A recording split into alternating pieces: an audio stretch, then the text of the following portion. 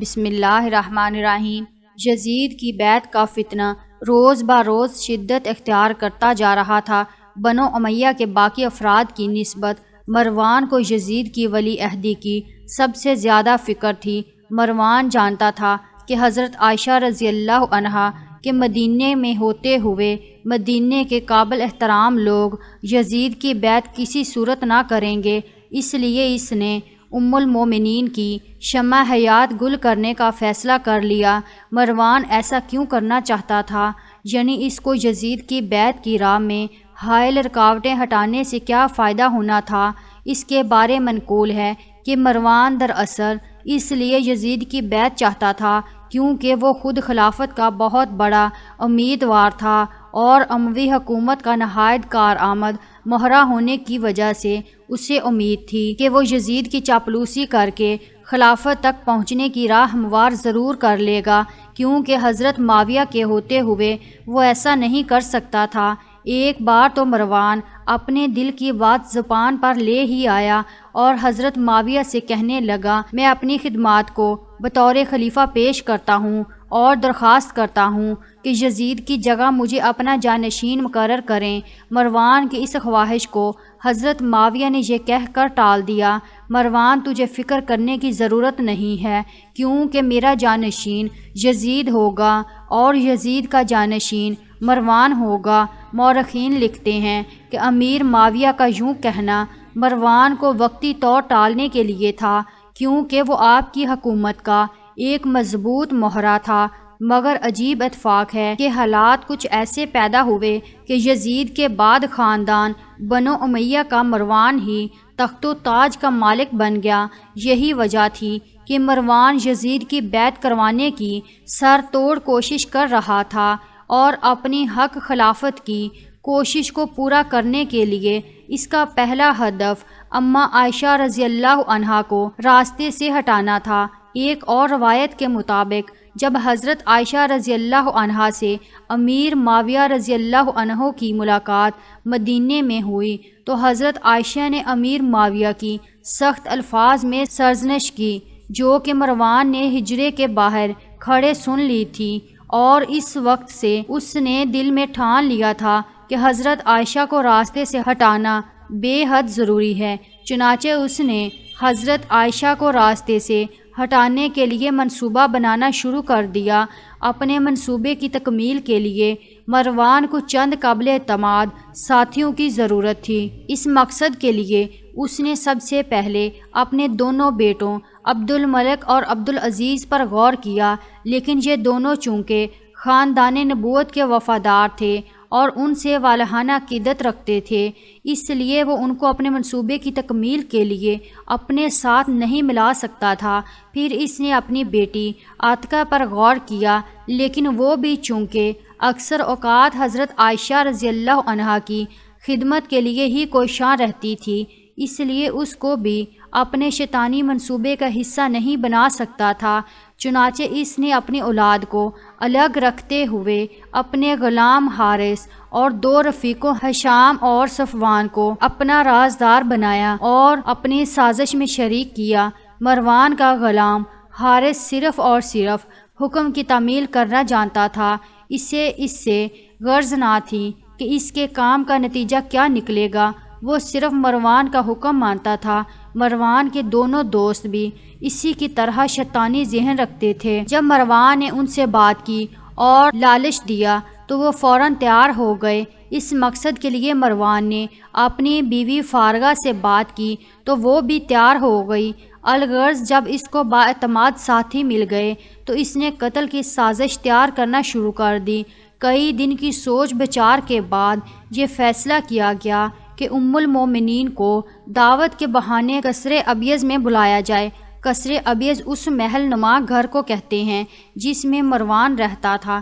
منصوبہ یہ تھا کہ دعوت سے پہلے قصر میں ایک گڑھا کھود کر رکھا جائے جس میں زہر آلود تیز چھریاں، تلواریں، تیر اور خنجر وغیرہ الٹے گاڑ دیے جائیں اور اوپر قالین وغیرہ ڈال کر ڈھانپ دیا جائے۔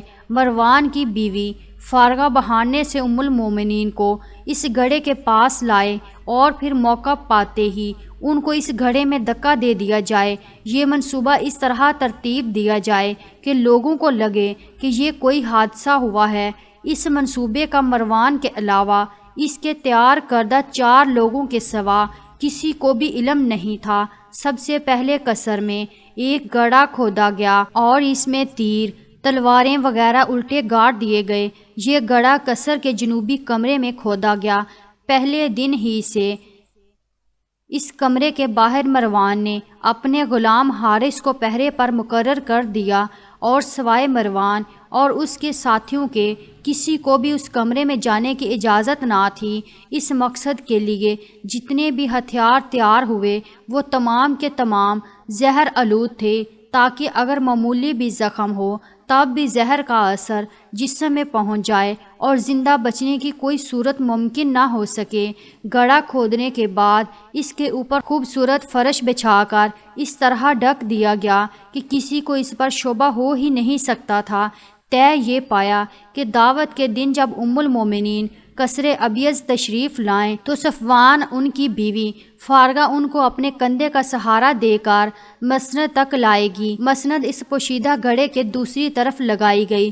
چنانچہ جب حضرت عائشہ رضی اللہ عنہا فارغہ کے سہارے مسند کی طرف بڑھیں گی تو فارغہ گھڑے کے کنارے پہنچ کر اپنا کندھا کھینچ کر پیچھے ہٹ جائے گی اور ام المومنین کو گھڑے میں دھکا دے دے گی۔ پھر ام المومنین کے گھڑے میں گرتے ہی فارغہ اپنی ایک سہیلی ہندہ کی مدد سے ام المومنین کو باہر نکالے گی اور صفوان اور ہشام دم ہی دم گھڑے کو مٹی سے بھر کے برابر کر دیں گے اور اس پر فرش بچھا دیں گے۔ اس طرح کسی کو معلوم ہی نہ ہو سکے گا کہ ام المومنین کیوں کر زخمی ہوئی تھی۔ یہ شیطانی منصوبہ تیار ہوا تو اگلا مرحلہ ام المومنین کو دعوت کے بہانے قصر ابیض میں بلانے کا تھا۔ حضرت عائشہ رضی اللہ عنہا تو مروان سے سخت ناراض تھی اور اس سے کلام کرنا بھی پسند نہ کرتی تھی۔ اس لیے مروان نے اپنے بیٹے عبد الملک کے کندھے پر رکھ کر تیر چلایا۔ مروان نے اپنے بیٹے عبد الملک کو بلایا اور کہنے لگا، بیٹے، ام المومنین حضرت عائشہ رضی اللہ عنہا کافی عرصے سے مجھ سے ناراض چلی آتی ہیں۔ تم اپنی بہن کے ساتھ ان کی خدمت میں حاضر ہو کر میری طرف سے انہیں سلام پیش کرو اور انہیں مدعو کر کے گھر پر لے آؤ۔ عبد الملک کو اپنے باپ کی اس بات پر تعجب ہوا، کیونکہ وہ جانتا تھا کہ میرا باپ مروان تو حضرت عائشہ کا سخت مخالف تھا اور ان کی برائی کے لیے کوئی موقع ہاتھ سے نہ جانے دیتا تھا۔ اب یہ اچانک تبدیلی کیسے ممکن ہوئی؟ الغرض عبد الملک حیران بھی تھا اور خوش بھی کہ اللہ تعالیٰ نے میرے باپ کو ہدایت عطا فرمائی ہے۔ وہ اپنے باپ کی مکاری کو سمجھ نہ سکا اور کہنے لگا، بابا، آپ کا خیال بہت نیک ہے۔ ام المومنین واقعی آپ سے ناراض ہیں، پھر آپ انہیں خود مدعو کرنے کیوں نہیں جاتے؟ مروان نے کہا، افسوس میں کیا کروں، مجھ سے اس قدر غلطیاں سرزد ہوئی ہیں کہ ان کے سامنے جاتے ہوئے شرم محسوس ہوتی ہے۔ تم اور تمہاری بہن دونوں کو حضرت عائشہ رضی اللہ عنہا پسند کرتی ہیں۔ اگر تم لوگ انہیں دعوت دو گے تو وہ ضرور آ جائیں گی۔ پھر میں ان سے قدموں میں گر کر معافی مانگ لوں گا۔ وہ دریا دل اور درگزر کرنے والی ہیں، امید ہے کہ وہ مجھے معاف کر دیں گی۔ مروان کی دغا بازی اور مکاری کی یہ حد تھی کہ مروان نے اپنے بیٹے اور بیٹی کو بھی دھوکہ دیا اور یہ بھی نہ سوچا کہ اس واقعے کے بعد دنیا ان دونوں کو کتنی لعنت و ملامت کرے گی۔ چنانچہ عبد الملک باپ سے فریب کھا گیا اور ام المومنین کو دعوت پر مدعو کرنے کے لیے جانے کو تیار ہو گیا۔ عبد الملک اور اس کی بہن عاتکہ شام کو ام المومنین کے پاس دعوت دینے کے لیے حاضر ہو گئے۔ انہوں نے وہاں جا کر کیا کہا اور حضرت عائشہ رضی اللہ عنہا نے کیا جواب دیا اور کس طرح قصر ابیض میں آپ کی تشریف آوری ہوئی، اس تمام واقعے کو لے کر ہم اپنی آئندہ ویڈیو میں حاضر ہوں گے اور اگلی ویڈیو میں ہی وفات کے تفصیلی حالات کا تذکرہ کریں گے۔ آپ کی دعاؤں کے طلبگار ہیں۔ اللہ آپ کا اور ہمارا حامی و ناصر ہو، آمین۔ ویڈیو پسند آئے تو ویڈیو کو لائک کیجئے، چینل کو سبسکرائب کیجئے تاکہ آپ لوگ اس ویڈیو کا دوسرا حصہ بھی دیکھ سکیں، اور کمنٹ باکس میں اپنی رائے کا اظہار ضرور کیجئے۔ شکریہ۔